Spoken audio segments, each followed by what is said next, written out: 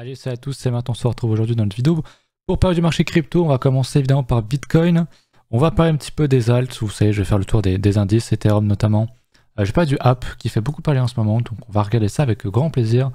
Sinon, rapidement au niveau des news, on n'a pas grand chose si ce n'est le Centrafrique qui accepte enfin Bitcoin comme monnaie légale, donc c'est le deuxième pays sur 195 qui l'accepte. Bien sûr, il n'y aura jamais 195 pays qui vont accepter Bitcoin comme monnaie légale, puisque ce ne serait pas à l'avantage de beaucoup, hein, dont les pays de l'Occident qui ont une monnaie qui est quand même plus stable que celle du Centrafrique, de la Turquie ou de je sais pas trop qui, ou du Salvador. On va commencer par BTC du coup, c'est une news qui était intéressante, mais c'est pas le truc qui va faire bouger le marché, quoi. Et c'est pas, comme j'ai dit sur Twitter, c'est pas non plus les USA. Donc c'est une news sympa, ça rentre dans la démocratisation petit à petit, voilà, c'est le second pays. Et puis à chaque fois qu'il y aura un nouveau pays, on va en parler. Et c'est important. Alors, BTC, du coup, en hebdo, on est toujours dans ce fameux range que vous connaissez maintenant bien depuis un an. Dans le bas, dans le haut, il n'y a pas de raison qu'on en sorte rapidement. On peut rester là-dedans un an, il n'y a pas de souci. Sur du plus court terme, on avait fait une cassure, on a cassé ce gros niveau-là, on réintègre. Donc vous savez, généralement, moi je vise plutôt le bas. On est venu rechercher un bon retracement. Mais je pense qu'on peut encore pousser, je ne serais pas étonné qu'on vienne mécher pour remonter. Donc c'est vraiment le training piège, hein, le range. Donc si vous n'avez pas de plan là-dedans, vous allez vous faire tuer. Parce que je le répète, c'est le but des ranges, de vous tuer, de créer des fausses cassures, d'inverser, de croire que tu vas y retourner, en fait tu recasses, tu vas casser un gros niveau, puis en fait tu réintègres, etc. Donc attention à ça, c'est vraiment très très piégeux les ranges, et c'est dans les ranges que les gens perdent le plus de thunes. Donc faites vraiment attention à ça. Et un plan, si vous êtes là pour du long terme, et ben investissez en DCA, soit sur des niveaux, soit tous les mois, selon ce que vous pouvez mettre.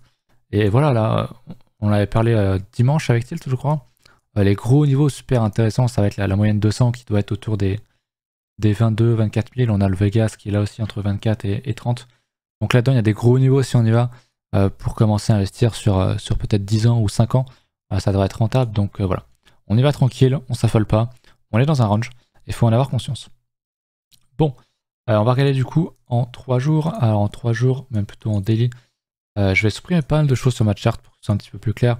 On l'avait, hein, je l'avais dit quand on a réintégré ici. On casse une LRL, on réintègre un niveau aussi évident. Généralement, quand on réintègre un tel range, c'est pour aller chercher le niveau très évident en face. Donc c'était celui-ci, on l'a largement cassé, donc je vais le supprimer pour que ce soit un petit peu plus clair. On teste un premier support, mais honnêtement, il y a tellement des niveaux évidents ici que je serais vraiment étonné qu'on fasse ça sans venir chercher à casser ici, à prendre la liquidité, tous les stops qui sont facilement trouvables ici, et donc venir chercher ici, hein, j'avais dit ma target c'est plutôt autour de 35-36K, donc je pense que là il y a de vrais niveaux là-dedans à aller chercher, et pourquoi pas aller choper un achat là-dedans, ça pourrait être intéressant. Mais perso pour l'achat, j'aimerais vraiment qu'on repasse au-dessus de ça, sinon j'essaierai de choper un achat un peu plus bas sur une structure, un truc, mais c'est vrai que pour l'instant c'est quand même très très compliqué. Donc le mieux c'est de s'abstenir, vous le savez, hein, s'abstenir, ne rien faire. C'est aussi trader parce que absolument vouloir faire quelque chose c'est un tort. Que tu vas y acheter ou vendre, des fois le mieux c'est ne rien faire. Quand tu es dans un range comme ça, bah ouais, si t'as acheté ça, tu disais qu'il y avait une cassure, bah en fait tu réintègres derrière, tu es sur les mêmes niveaux, voire plus bas, et au final tu fais rien. Donc autant mettre ses liquidités à disposition ailleurs, là où ça bouge, comme par exemple, comme on en a parlé, sur les NFT, sur Solana ça bouge pas mal. Sur l'immobilier, j'en ai parlé vite fait sur Discord avec Realty. Il y a moyen d'investir dans l'immobilier de manière tokenisée avec seulement 50 balles. Donc ouais, il y a de quoi faire. Il y a la DeFi, il y a plein de choses. Et en ce moment, Bitcoin, je pense que c'est pas trop... mais ça change pas grand chose par rapport à la dernière fois. On a un Founé qui est toujours plat, un petit peu de négatif. On a des positions qui s'ouvrent. Donc je serais plus tenté de dire quand même que c'est des gens qui paniquent à la vente. Qui FOMO short, mais c'est pas non plus ultra évident. En tout cas, ce qui est sûr pour moi, c'est qu'il n'y a pas de FOMO à l'achat ici. Enfin, sûr. Je dirais à 80% sûr. Donc c'est pour ça que je serais quand même plus enclin à chercher un achat, que ce soit ici ou plus bas. Voilà pour ça, ça panique toujours autant sur le CVD, donc sur le spot. Cette fois-ci, on voit que ça vend. Il y a une forte pression vendeuse. Les spreads qui sont toujours négatifs. Donc ça me fait dire que quand même ce gros range-là, les gens paniquent pas mal et vendent. Voilà, on s'approche en plus des gros bottoms, des gros supports, donc je pense qu'il y a pas mal de gens qui paniquent. On va aller voir du coup Alors pas ceci, je voulais voir au niveau des options, on est toujours, je suis allé un petit peu loin, mais pour le 29 avril, il y avait beaucoup d'options, il y avait quasiment 50 000 BTC, et on voit que le max point price c'est 40 000, et comme de par hasard, à combien est-ce qu'on est? 38.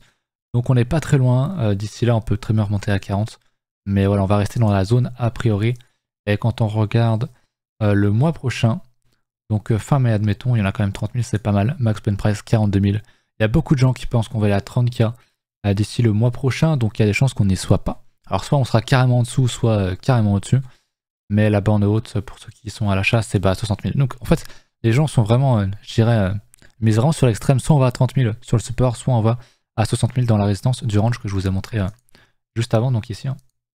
En gros, d'ici le mois prochain, beaucoup pensent qu'on sera ici et beaucoup pensent qu'on sera là. Sauf que c'est un range, donc il y a de fortes chances pour qu'on soit juste au milieu en fait. Donc voilà un petit peu comment ça fonctionne aussi. Donc le range n'est pas prêt de se terminer, je pense, très clairement. Je voulais vous montrer Kingfisher aussi, ça fait longtemps. C'est ce que je vous disais, il y a quand même encore beaucoup de niveaux en bas, beaucoup de liquidités théoriques. Au-dessus aussi sur du court terme, et c'est plus 39-40K. Donc c'est vraiment du court terme, donc ça ne nous intéresse pas forcément. Ok, on s'intéresse maintenant à Ethereum. Ethereum en BTC, je vous l'ai dit, c'est vraiment le gros représentant de l'alt season et même du cycle. On voit qu'il est quand même dans une tendance haussière depuis très longtemps, depuis le bottom a été posé. Fin 2019, on peut même dire début 2020. Pourquoi pas, il est dans une tendance haussière, on range, on consolide quand même fortement à la hausse. On a une trendline très évidente qui commence à se construire, ce que j'aime pas trop personnellement. Si on était amené à venir la retester, je pense qu'elle casserait et qu'on irait sans doute chercher soit ce niveau-là, soit celui-ci. Donc attention là-dessus, méfiance. Vous savez que moi personnellement, pour vraiment être très optimiste sur les alts, j'aimerais vraiment qu'on casse cette résistance. On n'est pas loin. J'aime beaucoup ce que propose ce range là actuellement. Mais il ne faut pas oublier qu'on avait cassé et qu'on a réintégré. Et souvent, comme je l'ai dit tout à l'heure, on vient retester des niveaux beaucoup plus bas. Là, on s'est arrêté à peu près au milieu du range. On remonte, donc peut-être qu'on va s'arrêter ici dans la descente et qu'on va remonter petit à petit dans les prochains mois pour avoir une nouvelle saisonnalité sur les alts. Mais à mi-chance quand même, il y a une grosse trendline qui se prépare. Je l'avais dit la semaine dernière, on pouvait tomber sur BTC, ce qui est arrivé, sans pour autant que ça remette tout en cause sur Ethereum. Lui a quand même beaucoup plus de marge que BTC en termes de structure. Je rappelle, le trait blanc c'est l'ancien ATH, donc on a tout juste de casser l'ATH quand on compare en hebdo ou en mensuel. Voilà, on est tout juste au-dessus de l'ATH, c'est quand même quelque chose, c'est un événement qui est quand même bullish. On consolide au-dessus, ce qui serait pas bon c'est de casser ce creux-là, mais surtout celui-là, et donc d'invalider ces structures et réintégrer l'ancien ATH, ça serait vraiment pas bon. Le marché prendrait vraiment cher, mais je pense pas honnêtement que c'est ce qui va arriver. Je pense bien au contraire qu'on va continuer à consolider.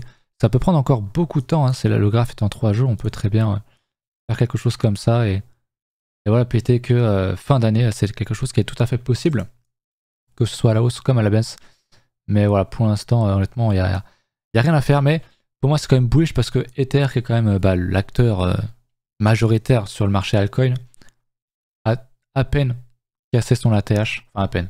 Il était à 1400 l'ATH, on est quand même à 2008, mais il y a encore vraiment un très gros potentiel. Et on le voit aussi sur, je vous l'avais déjà montré, sur la Bitcoin dominance. Voilà, il y a un gros niveau ici qui est déjà qui est retesté encore et encore depuis maintenant bien longtemps, qui tend à être cassé. Déjà parce que graphiquement c'est moche, enfin c'est moche si t'es acheteur, mais du coup c'est beau pour les alts. Donc c'est un niveau qui demande juste à être cassé en fait. Et je vous l'avais expliqué aussi, ça fait longtemps. Donc je vais recommencer. La Bitcoin dominance tend à tendre vers 0, elle n'ira jamais à 0, puisque si il y a le Bitcoin dominance à 0, c'est-à-dire que Bitcoin n'existe plus dans le marché. Mais comme Bitcoin n'est plus la seule grosse crypto avec des promesses, aujourd'hui dans le marché, il y a vraiment beaucoup plus d'offres, beaucoup plus de choses très intéressantes, beaucoup plus sérieuses qu'en 2017 et compagnie. Il y a beaucoup plus d'offres. Et donc, Bitcoin va perdre de sa dominance, mais là, il a encore 40%, 42% de dominance, c'est juste monstrueux. Bitcoin représente donc à lui seul 40% du marché crypto, c'est vraiment phénoménal. On pourrait descendre, moi je vise beaucoup ce niveau qui est un cluster de Fibo, d'extension, 26%, 27%, ça reste énorme. Un seul actif qui contrôlerait, enfin qui représenterait 27% de son marché, c'est monstrueux. Et on a, vous voyez, on a encore largement de quoi faire, une belle chute de 35% sur la dominance. Ça nous donnerait lieu à une belle alt season. Et pour moi, ce serait vraiment une très grosse target ici pour prendre des profits sur les alts. Mais voilà, il y a vraiment largement de quoi faire.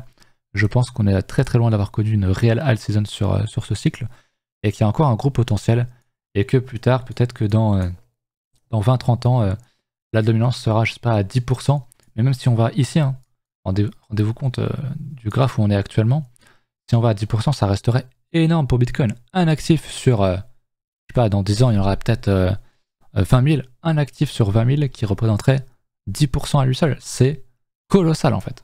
Donc il y a vraiment un très très gros potentiel sur les altcoins et sur le marché crypto encore. Donc je pense que c'était une bonne chose de faire un petit rappel. Je voulais regarder le app quand même parce que ça fait quand même beaucoup parler. Donc en daily, je vais plutôt passer en 4 heures. On avait ici une belle structure type double bottom, vous connaissez, j'en avais parlé je crois sur Twitter. Ça a cassé, retest d'air, on casse le plus haut, on refait un plus haut. Je vais rezoomer. Et honnêtement, on a une structure qui est très bullish, la tendance est haussière. Là, on fait des plus hauts de plus en plus haut et des lower higher low, pardon. Donc voilà, le prochain objectif c'est de casser ce niveau-là et ce sera bullish. Après, c'est clair que j'irai pas acheter ici. Je vais juste dégager tout ça. C'est quand même très compliqué. On commence à être sur des targets en termes d'extension. Flemme de les tracer, mais j'avais regardé ça juste avant. Donc pour du court terme, je dis pas non. Pour faire simplement du price action, parce que ça marche très bien. Je veux dire, on a cassé ce niveau-là. On réintègre, on vient chercher le support, ça repart. C'est ce genre de coin hein, qui marche très très bien quand il y a beaucoup de volume. Il y a beaucoup d'intérêt, donc c'est souvent très intéressant à trader. Moi je l'avais tradé à l'époque, je sais pas si vous vous souvenez, j'avais pris un short ici et un autre là je crois. Donc ça marchait bien parce qu'il y avait, ça respecte vachement bien un niveau AT, c'est vraiment très très propre. Donc voilà, assez intéressant le app. Et attention à ne pas FOMO là-dedans. Voilà, c'est à peu près tout pour moi. J'espère que vous avez kiffé la vidéo. Pensez à vous abonner au Twitter. Il y a souvent des concours. Il y en a un autre qui va arriver sans doute dans la semaine ou semaine prochaine. Donc voilà, écoutez, je vous laisse là-dessus. J'espère que vous avez kiffé. On se retrouve vendredi pour une analyse un peu plus approfondie sur les alts.